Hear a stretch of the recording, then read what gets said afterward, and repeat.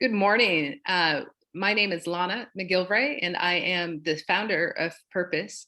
And I'm really excited to be here today for Getting Back to Normal, what's happening now from a trend perspective, especially in the video space. And today I'll be joined by three amazing panelists. We'll get going in a few minutes. I did want to make sure that the global audience can hear us.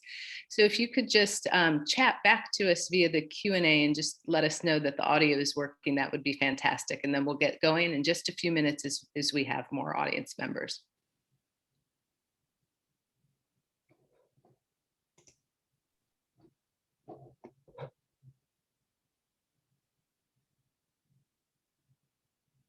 Again, if you're joining, you've arrived at Global Adtech, and in a few minutes at about 6:05 Central Time and at different times around the world, we'll get going again. And we'll be speaking with JW Player and two other esteemed guests about getting back to the new normal.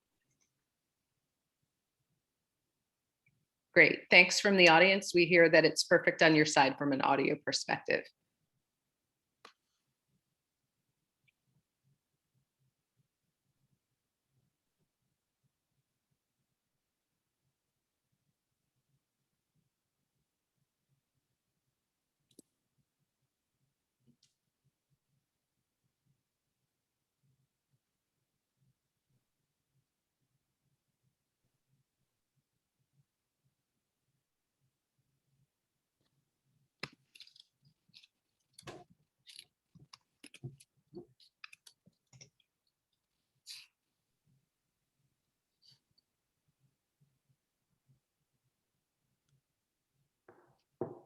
Good morning. Thank you for joining Global Adtech around the world. Today, we'll be hearing from three esteemed speakers on getting back to normal, what's happening now from a trend and worldwide perspective.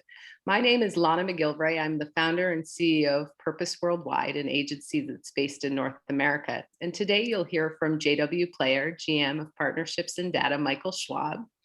You'll also hear from NIAC's Vice President of Client Solutions, Kelly McCotter. And we'll also be hearing from Springbox Group Media Director, Monica Elhassan. Thank you all for joining us today. The goal of this panel today is to provide brands, agencies, and publishers that are joining the event with an opportunity to hear from the experts about things that have happened since last March when the pandemic really hit. There's been a lot of fear, uncertainty, and doubt in the marketplace since last March. Not all has been bad though. So today, as we hear from the panelists, we'll hear about their real world experiences and how that attaches to some of the trends that we're seeing in the marketplace. We'll hear about their general takes. We'll probably hear a little bit about some of the big industry trends that have happened. Certainly the death of the cookie, the rise of GDPR, COPPA, CPA, and other global laws and best practices. What's happening with the walled gardens, how advertisers are looking to gain success in their multi-channel models, what channels are working, the importance of accountability and transparency, and other topics. These are just a few of the things that I spoke with the panelists about, and so I am going to turn it over to each of them to introduce themselves and then give their general take before we dive into some more questions. Michael, I'd love to start with you. Could you talk a little bit about your experiences, your role at JW Player, and what you're doing? Yeah, sure. Thank you. And great to meet everyone virtually. My name is Michael Schwab. I'm as Lana mentioned, I'm the GM of our data and advertising initiative called Boost. So if you're not familiar with JW, we're one of the largest video platforms worldwide.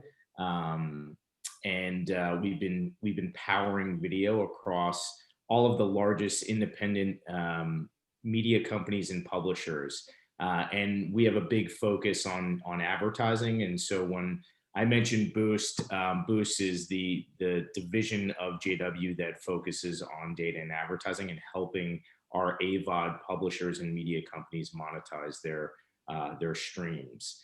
And it's interesting. I mean, we've seen, and it's been an unbelievable ride since the pandemic. We saw a massive spike in video viewership, like most folks have seen, and in specific categories. So at the start of the pandemic, we saw medical and news and food and drink and hobbies and interests and home and garden spike early on. So basically from February, March 2020 time all the way through December. And it's been interesting now that we're coming out on the other side of the pandemic.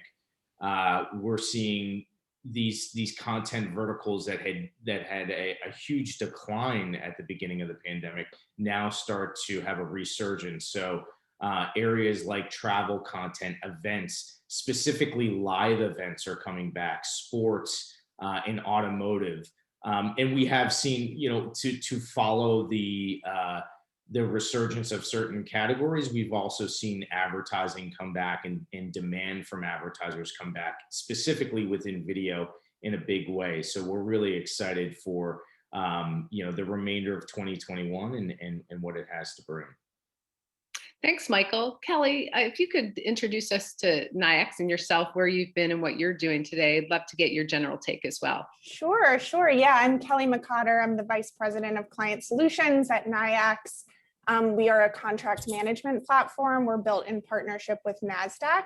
We have a huge focus on connecting buyers and sellers on both sides of the media ecosystem in a compliant and transparent manner, which obviously is very well aligned with a lot of the themes that we saw throughout the pandemic. I think as the privacy landscape is rapidly evolving, consumers were shifting in terms of where they were, what do they expect in terms of how can you use my data. I think one of the things that we really observed was this increased pressure and responsibility on diligence, particularly on the agencies, I think, as they're being tasked with making sense of these ever-evolving regulations. We saw it with GDPR, CCPA. What are we going to do when the cookie disappears? This increased scrutiny around compliance. So throughout the pandemic, we really saw that marketers were being tasked with doing more with less, ensuring that your dollars are working as hard as possible, that data is being used compliantly, that you're getting what you were sold, frankly. There's more expectation and scrutiny than ever, and accountability really across the board. As Michael mentioned, obviously we observed this hockey stick growth in video viewership, sort of a shift back toward a contextual style of buying amidst all of this uncertainty about the cookie. But obviously programmatic and addressable teams are still being tasked with how do you enrich those types of buys with data, but do so compliantly. So this increased burden of diligence and partners really working to understand the diligence that's now required of them is something that's certainly been top of mind.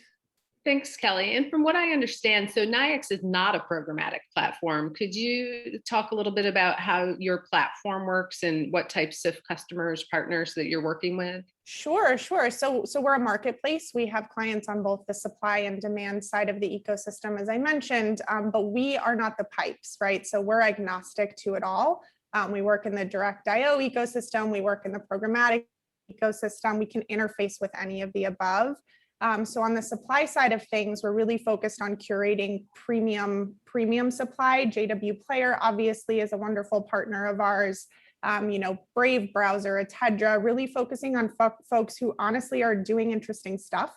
On the demand side of things, we work with brands directly, holdcos, independent agencies, kind of all of the above. Thanks so much, Kelly. Well, speaking of agencies, Monica, talk a little bit about, so I think you're at Springbox now. Where were you before? What are you doing at Springbox and what's on your mind? Yep. So hi, everyone. Pleased to be here. I'm Monica El Hassan. I'm Group Media Director at Springbox. I have been in the media industry for about 15 years. I was telling the group earlier, I started my career in New York up at Initiative at an IPG agency. So have some of that holding company, kind of large, enterprise level brand experience. Moved to Austin, Texas, here in the States about 5 years ago, and have been working at Springbox here for a couple of years. Our firm has a focus on performance marketing. So we are a full service firm. And we focus on digital experiences, so creative content, website and app development, and then I oversee the media practice at the agency. So media strategy, activation, reporting, and optimization. And so it's been as the two other panelists have said, it's been an interesting year, definitely unprecedented. I feel like that word is everywhere and overused, but it's true.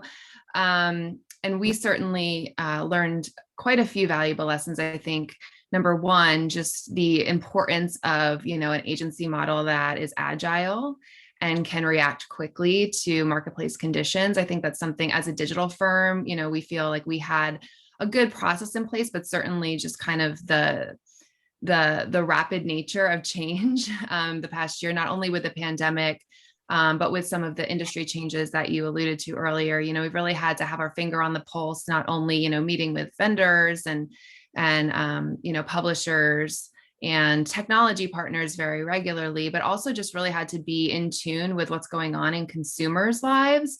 I think sometimes when looking at measurement and, modeling out impact and results, sometimes that human element can get a bit lost in looking at data. And I think, we learned a lesson having one client spend quite a large amount in 2020 on a brand launch. We had made some awareness projections in Q1 of 2020 that didn't really come to fruition at the end of the year, unsurprisingly. But I think we learned a valuable lesson in terms of sometimes it's going to be more difficult for consumers to retain messages. It has nothing to do with the creative or the media placement. It's just there's other things going on. And so I think taking those things into consideration and understanding our consumers as humans is going to be really important as we look to make decisions. Thanks so much, Monica. And then for everybody, we have a few more folks on the joining from the audience. So wanted to thank you again. We're hearing from Michael Schwab, Kelly McCotter, and Monica L. Hassan this morning on some of the trends and real world things that are happening today since the pandemic. If you have questions, please feel free to post them in the chat. We'd love to address them either throughout this panel or afterwards. We'll stop at about the 35-minute mark. My next question is really kind of continuing on this strand for each of you. You've mentioned some things that have been different from the pandemic. You've mentioned some of the concerns. Kelly mentioned certainly accountability and due diligence. I'd love to ask you each, what are you doing? You each have responsibilities to the clients that you're stewarding. So how are you helping them today capitalize on some of the new opportunities that have kind of arrived? And how are you helping them address some of those challenges that they're facing? Does anybody want to take that first? Yeah, I could probably tackle it from the JW side, I think. And this goes off of Monica's statement about having that human element. One of the things that JW really focuses on is content, and that's what we have direct access to, contextual data of the video. And it's really evolving over time. It's something that we do, we 100% focus on. And contextual is really evolving into, I would say, contextual 2.0. So it's not just about informing advertisers about broad-based contextual categories like sports or news or finance, right? It's really getting at that human element of the viewer. So as an example, when we talk to advertisers today and how we're helping them achieve their goals, is we're going one level deeper than just those broad-based contextual categories. So if it's food, for example, it's not just the food category. We can tell you whether the video is about health food, Asian cuisine, a certain meal like meat or poultry, or breakfast or dessert. Even within those categories, we can tell a marketer or a brand whether if it's dessert, we can identify whether the video is about cookies or chocolate or pie making. Those are the things that we focus on in the contextual world. And I think, again, to Monica's point about getting the human element. So not just taking, traditionally we focused on the outside of the viewer, where it's cookie based, it's household income, it's geography, it's the outside. It's when you get to that level of contextual, you're really getting to the intent of the user. And that's what JW has been focused on in helping our advertisers, our brands, our clients achieve their goals. I think the one other place that we focus on is real time, and we've understood that has a major impact on campaign success. So within the video world, and because we control the video environment, we're able to tell marketers and brands and expose what's happening in the video in real time. As an example, two metrics that we focus on are viewability and video completion rate. If we can have those in real time, as opposed to looking at the historical viewability of a site or a property, it has a major impact on the success of the campaign and the success of our clients. So to your point, what are we doing right now? We're exposing those really critical and valuable data points to our clients, our advertisers, to help them make smarter buying decisions in the video world. That's great. So I'm just thinking of the sourdough trend. I'm not sure if it happened globally, but who knew in the US that sourdough was going to be the big, food that everybody was talking about. Kelly, how about yourself? How are you helping those you serve take advantage of the opportunities and address some of those challenges? Yeah, I think as I was saying earlier, a major part of our focus is on curating a premium and compliant marketplace. So kind of removing the guesswork from that type of sourcing of supply. But we've worked very closely with our partners to systematize and productize a lot of this diligence that they're now being expected to conduct. I think on this theme of people and teams being expected to do more with less, optimizing people's time is becoming more and more critical, but frankly, more and more difficult to do. So I think people processes aren't going to cut it in the long term. And I think we've all really realized that, especially as of late.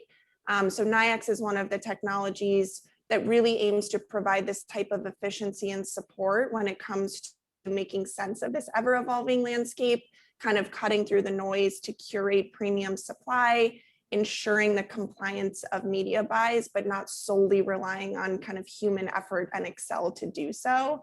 So that's been a big part of our focus, always really, but especially over this last year, is how do we systematize and productize a lot of these new processes that folks are being expected to do.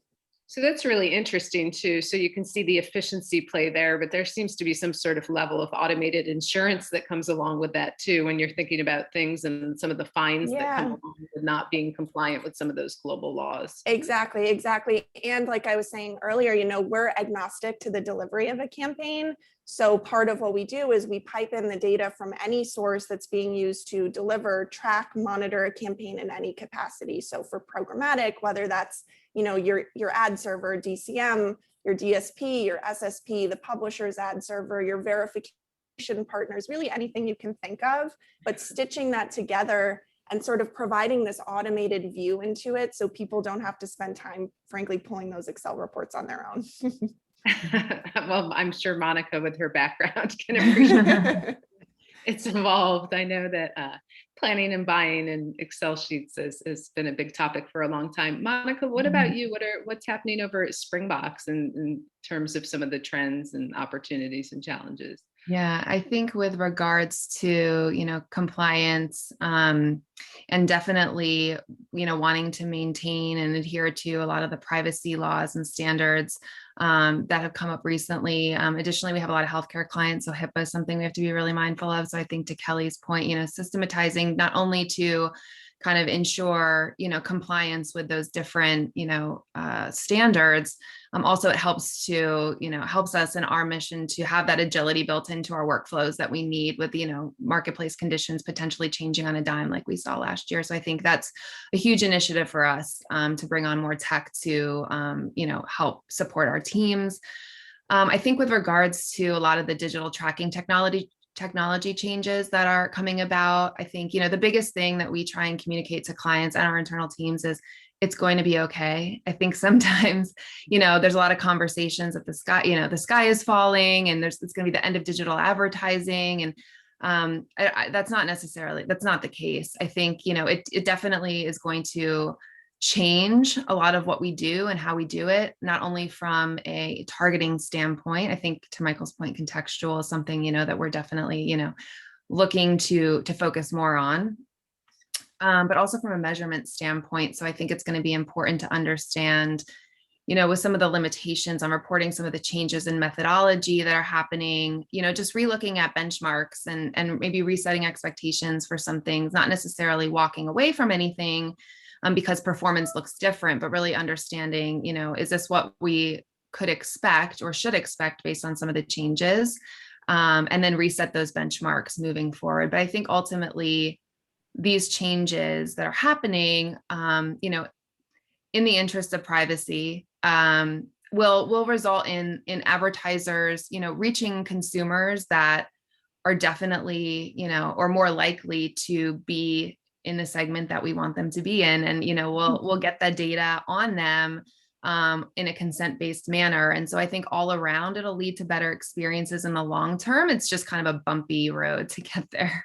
Yeah, it's funny. We've been speaking, I think one of NIAX's partners, maybe IPG, Sheila Cole-Claser, has talked a little bit about just reframing it. And it strikes me with JW Player, NIAX, folks like Brave, there's some sense of kind of making what Sheila calls making privacy sexy, which is a fabulous thing, I guess, in today's environment. But Monica, what you were saying about maybe not going with the assumptions that what worked in the past is going to work in the future, I think it kind of leads to my next question, which is, what should the folks that are listening today, be asking? Like, if you've been succeeding in one way for the past few years, how should they be thinking about the future? Maybe, Michael, the next 6 to 12 months, what questions should we be asking? Yeah, from my perspective, I think the best thing to do is say, okay, am I prepared for what the future is bringing? And the key to being prepared is really testing, right? And if there's advice that I can give, it's and this goes for both the buyers and sellers that are listening in. Make sure that you are testing out new targeting methodologies if you're an advertiser, right? Because there are going to be some major changes coming in the next 6 to 12 months. And you want, as Monica mentioned, you want to make sure that you're hitting the right audience at the right time in the right place. And you want tools, not only that they say they can achieve your goals, but they can actually achieve your goals, right? And that requires testing. And I think from the supply side or the publisher side, publishers need to start figuring out different creative and innovative ways to package up their supply. So with cookies going away, that's been talked about, and I know it's been talked about throughout the last day and a half on a lot of these panels. It's about what can supply partners, publishers, media companies leverage to highlight the true value of their inventory, and make sure they're working with the advertising side in the right way. Got it. Kelly, Monica? Kelly, you want to swing at that one too? Sure. Yeah. I mean, I would echo what Michael's saying. Just, how do I future-proof my tech stack and my buying strategies? I think a lot of the tactics that folks have seen success with in the past simply aren't going to work anymore. With this renewed focus on contextual, there's an opportunity to revisit some of these partner lists that have been in place for a really long time and just sort of renewed year over year. So I would encourage folks to really take a step back and ask themselves, is there a better or different way of doing this? And am I installing technology tools to future-proof what I'm doing? And then also, do I trust the partners that I'm installing here? To Michael's point, where does it make sense for me to partner? And can I trust the partners that I'm selecting to help me achieve these types of goals? Well, how do you connect trust? I mean, we've heard so much about the black boxes. How can people trust those that they're working with? Yeah, I mean, I think the verification partners are kind of a security blanket there, the IASs, double verifies of the world. But one of the things that we're doing at NIAX, as I was sort of alluding to earlier, is really providing a full 360-degree view into how a campaign is delivering. So don't necessarily just rely on your DCM numbers, really push folks to give you full transparency into, am I getting what I paid for? Install partners that help you to validate that you're getting what you paid for. Things like, data from the publisher's side, really stitching that together to create a holistic view into how are your campaigns delivering? Are they delivering in the places to the audiences that you thought they were going to? And like I said, don't rely on people processes to do that. Find technology that will help you accomplish it. Yeah, I think, to Kelly's point as well, is there's a responsibility on the commercial side as well to really understand where that partner sits in the ecosystem and how close they are to the either, to one side or the other, whether it's the supply side or, the demand side, right? And how close you get. I think, we've benefited a lot from our relationship with NIAX, just because of the nature of the relationships that they have with buyers, right? It's a very intimate relationship. Same goes for the JW player side, right? We are the video player on page. We are the ones that are delivering the content. We are the ones that are delivering the ad. And so I think, there's a responsibility on the commercial side to do the due diligence correctly and make sure that they understand exactly what the nature of the relationships are. And supply path optimization too, right? It's like, to your point, get as close to the supply as you possibly can. And that's something that JW Player really excels at. Monica, I'm guessing you're the kind of person that drills people on questions like this. How does all this resonate with you? Yeah, no, I completely agree with both Michael and Kelly. I think, what we're encouraging clients to really think about is, their holistic data strategy moving forward, because it probably has to shift a little bit from where it's been. Really audit, your different data partners, your different media partners, and ask those hard questions. Don't just take their answers, at face value. Really dig in. How do you get that data?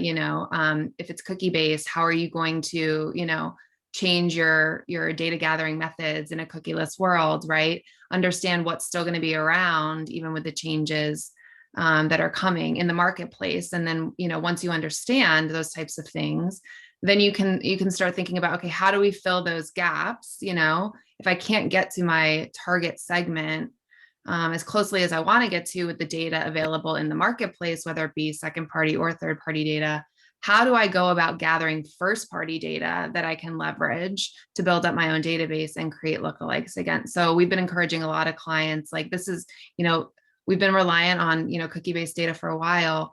But we've been kind of encouraging clients to become more and more data independent, right? And really think about, how do you gather data yourself? How do you set up your, CRM system to segment that data appropriately and continue to gather different data points that you can leverage for future communications and use to create your own lookalike audiences?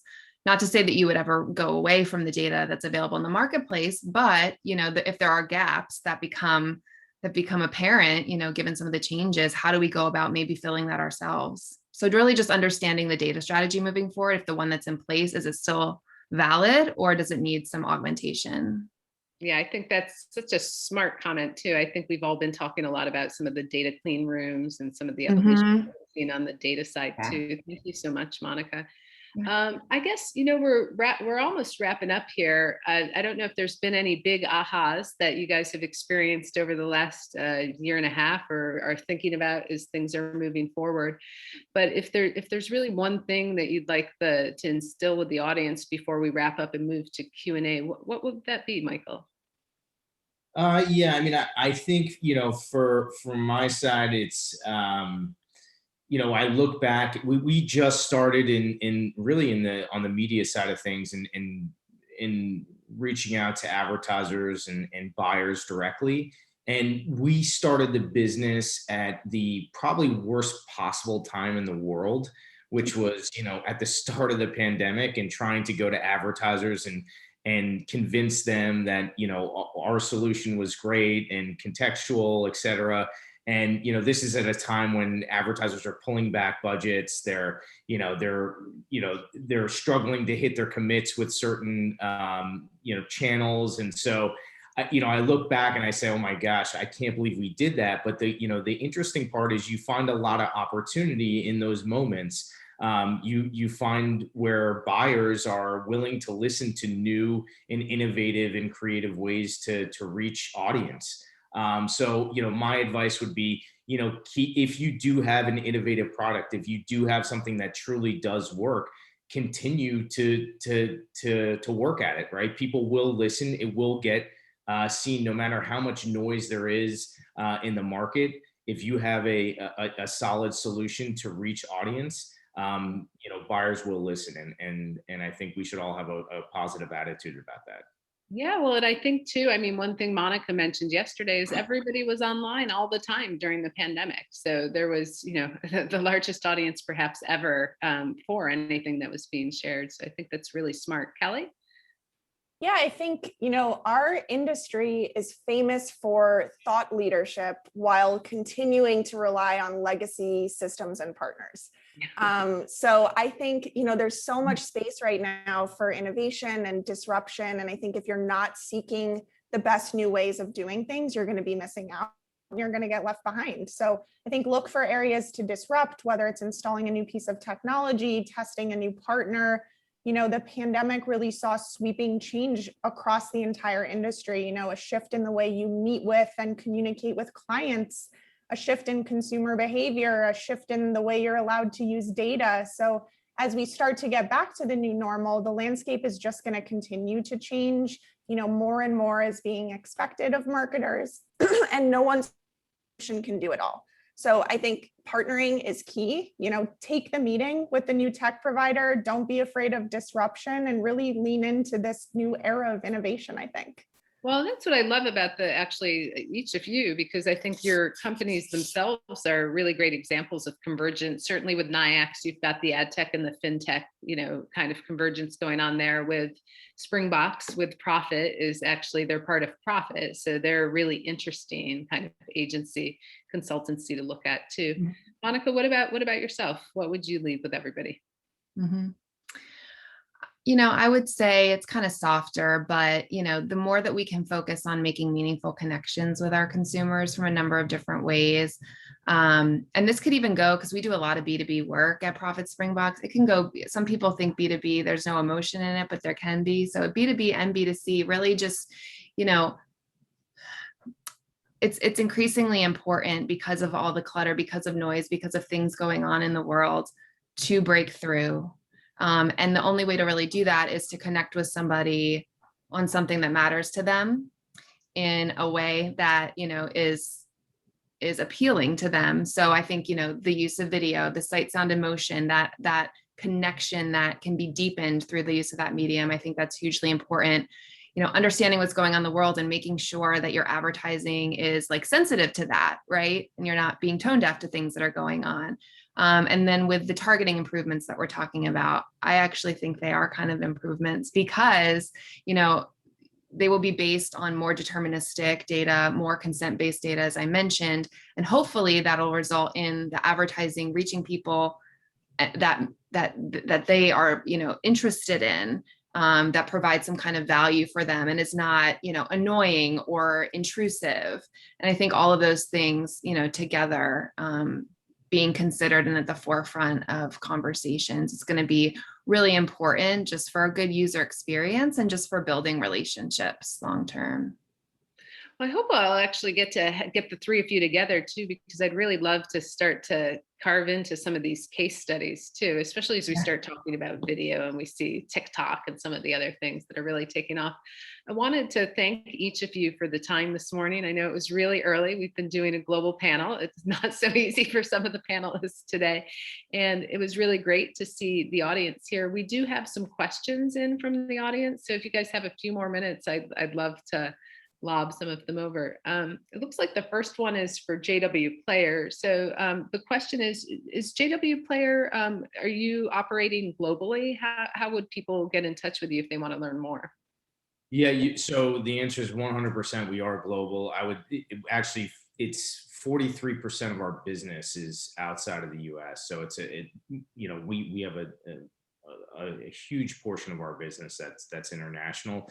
If you do want to get in touch with us, just jwplayer.com. You can write to me directly. It's just mschwalb@jwplayer.com.